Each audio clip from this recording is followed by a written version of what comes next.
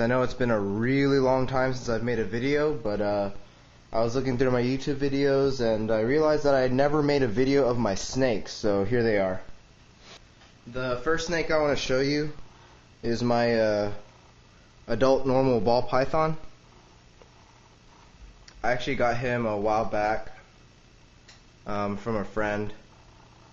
He wasn't in the best of shape, and well, I decided to take him in, and he's a pretty fat and healthy fella, doing pretty well. So that's him.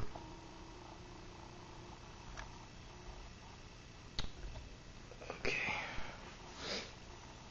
Next up is my normal female. Nothing too special about her. It's just, you know, I really like ball pythons. I like the way they look. Their behavior is really nice. They're not too aggressive, not too wild, pretty tame, and they don't get gigantic, which is always a plus for me, because I don't think I could ever handle a Burmese python or a retic or anything like that, and she doesn't seem to be in the best of mood today. These are my two female pastels. They aren't Lemon Blast or anything like that, or not Lemon Blast. What the heck am I talking about? That's a color. They aren't Nerdline or Lemon Pastels or anything special. They're just regular old jungle pastels. I have pretty big plans with them in the future. It's just amazing what you can do with the pastel gene. Mixed with spider, you can get bumblebees, or mix it with a pinstripe and get a Lemon Blast, or mix it with a lesser and get a pastel lessers or super pastel lessers. And I just love the pastel gene. They're just simple looking animals, but once you mix them with other morphs, it's just amazing what you can do. But they're quite decently yellow. They're not as yellow as I would probably like them to be, but why isn't this camera focusing? Who can afford a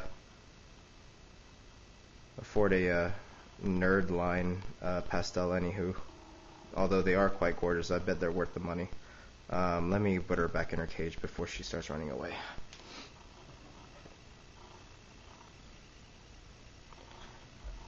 Now this is my female lesser platinum. I also love this morph. I love what happens when you mix a spider with this morph. Any of the combination with the spider, you can get lesser bees, queen bees, queen spins, killer queen bees. It's just amazing. I love this morph as well. I'm really excited about breeding this female out. I think she's around about 350 to 400 grams right now, so she's still got a long way to grow in terms of growing. But yeah, that's my female lesser platinum. If you don't have one of these in your collection, or if you're someone who's thinking about breeding, you gotta have lesser in your collection. They're just amazing animals.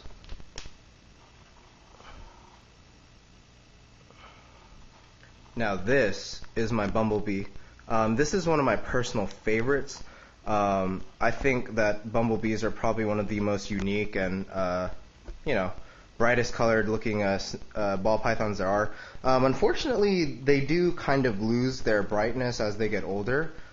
He actually used to be a lot more yellow when he was younger, but a bumblebee is what you get when you mix a spider ball python and a pastel ball python. And this one's a male, so I'll be breeding him to some lessers and some pastels and get some queen bees, killer bees, and things like that. Yeah, one of my absolute favorite ball pythons. I love these guys.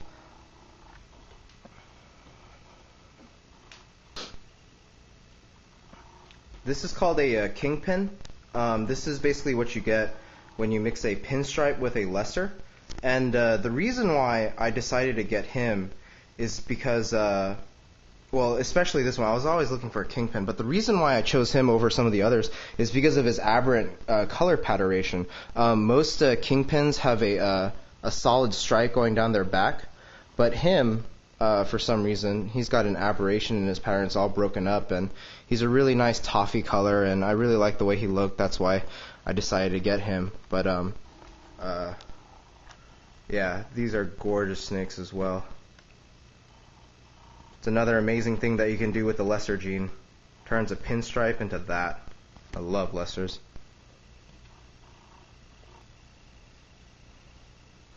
This is my male piebald, and he's being a little shy right now. I know. I think piebalds are great. They're just a beautiful, beautiful morph. He's around about 30% white. His belly is completely white. I just think these guys are so fascinating. I don't understand how an animal can be just plain white in some parts of their body and the other part of their body just have normal pattern. It's just amazing. I am still looking for a female to breed to this guy. Maybe I could get into some of the more complicated morphs like pumpkin pieds or things like that, and looking forward to that as well. Oh boy, he looks like he's about to strike me. You are not a happy camper today.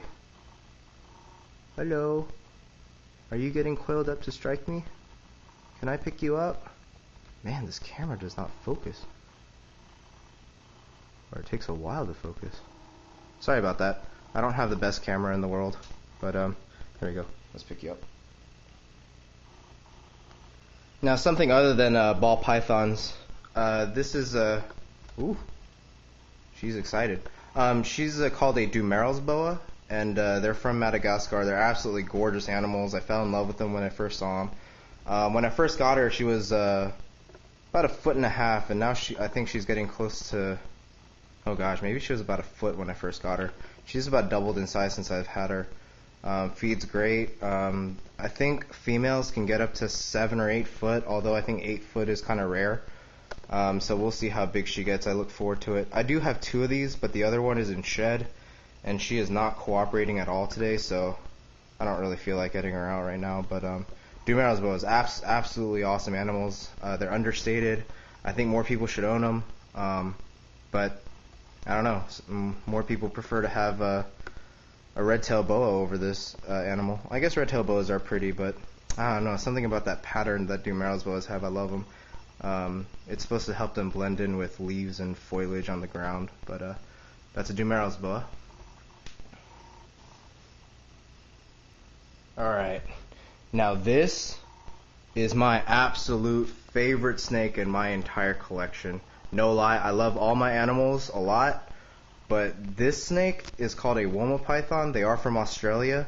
No, it's not venomous. I don't know why people keep asking me that. I guess maybe something about their eyes make them look venomous to some people, but I always get that question. But no, it's not venomous. They are just pythons. Interesting thing about this one, they have no heat pits on their nose.